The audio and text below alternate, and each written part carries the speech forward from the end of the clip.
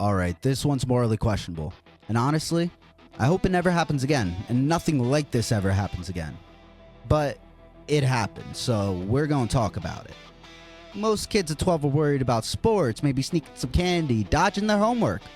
Calvin Graham, he was dodging shrapnel at the Battle of Guadalcanal, and earned a Bronze Star before he even hit puberty. Welcome to Recon Lore, where American history isn't just history, it's lore. And we're bringing that America core with your daily dose of patriotic pride. The goal is to fight back against this anti-American culture with the stories of positive American history that helped build the best nation in the world. If you love America, join the movement by subscribing and like the video so we get as many of us together as fast as we can. Until our 250th anniversary of independence, this channel will be dropping a piece of American lore as much as possible. Share with a friend and hit that notification bell to keep up with every video that we put out.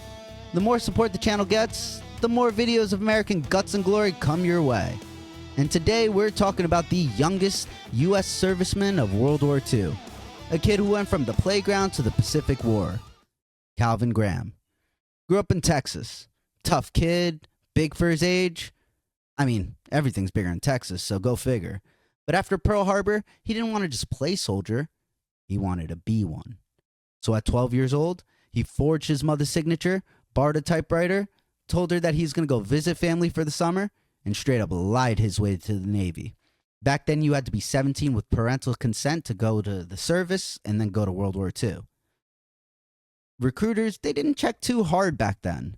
And Calvin, he did everything he could to look older. He would shave his face, I guess to make it look more rugged, because my man, you're 12. You're not really shaving anything. Peach fuzz and then just cuts and cuts. But outside of that, he wore shoes that made himself look taller. And they looked him up and down and said, "Yup, 17, close enough. Here's your uniform, sailor."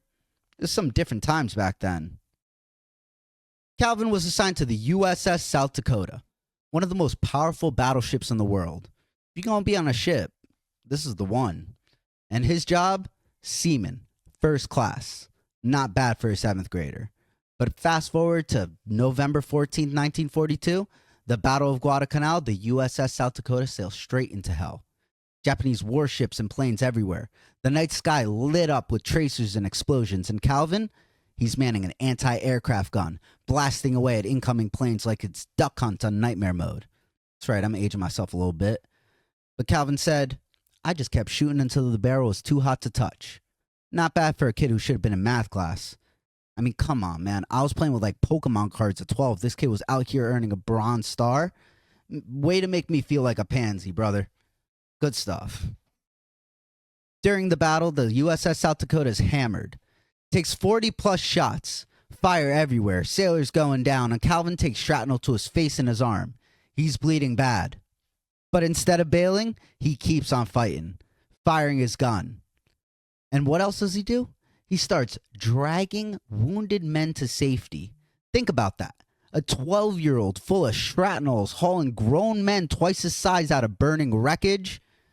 Calvin wasn't just pulling them out, but he was helping them with medical supplies, handing them cigarettes. That night, Calvin became the youngest sailor ever to earn the Bronze Star and the Purple Heart. At 12 years old, Calvin started gaining some notoriety. He started getting his name in the headlines of newspapers. He started getting radio shows talking about him and his heroics, able to boost the morale of the rest of the country. But here's the twist. After the battle, his mom finds out where he's been. She sees everybody talking about him. And she tells the Navy, "Yeah, that sailor is actually my 12-year-old son." And the Navy, not amused, understandably. I mean, child soldiers is not a thing that we do in America. It's wrong. You shouldn't be sending kids out to war, but they didn't send him. He tricked them.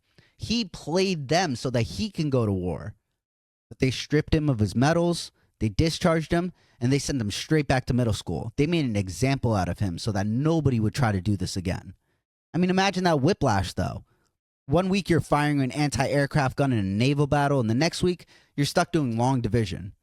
You're going from a 16-inch battleship gun to a number 2 pencil, from torpedoes to Ticonderoga.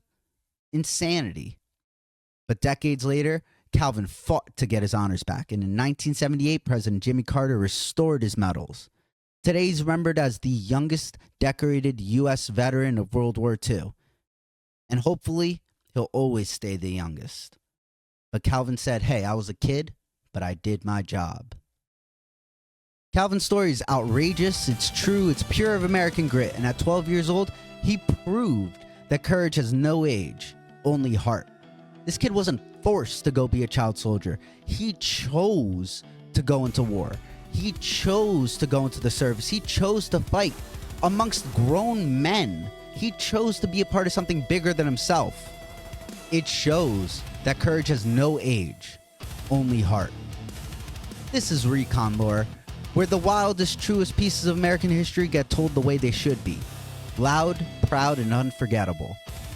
If you want more stories like this, legends of grit, glory, and American toughness, hit that subscribe button.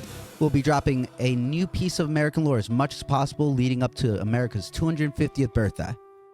See you on the next one.